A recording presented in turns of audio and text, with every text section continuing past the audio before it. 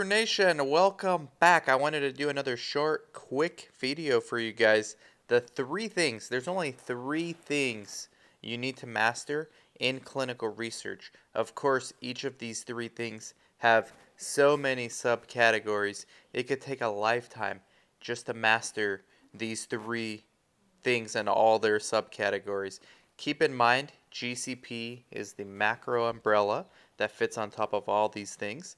And central to GCP is patient safety, which also plays a key role and is integrated in all three of these things. Number one, source data, or otherwise known as source documents, and source data review, and source data verification, and source data creation, and source data collection.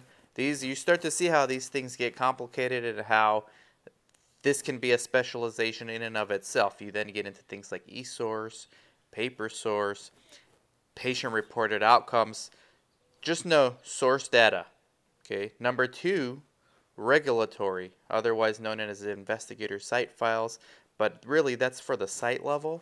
Regulatory starts with regulatory affairs, where regulatory affairs and the sponsors decide what regulatory pathway they should take to get approval for whatever investigational product they're seeking approval for.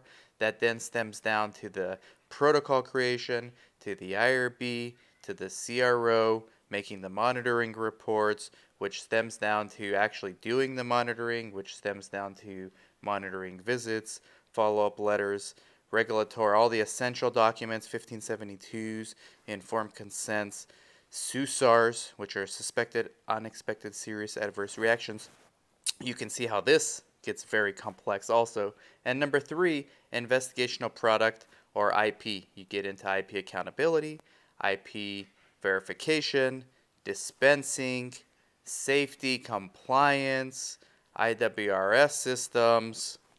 All these things are super important. Temperature control, temperature excursions, inventory. These are the three things you need to focus on in clinical research.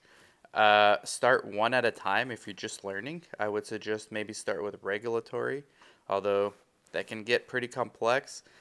Source is also a place where you can pragmatically get started, at least to learn. And then investigational products, probably the toughest one because you kind of need to be somewhat hands-on for this.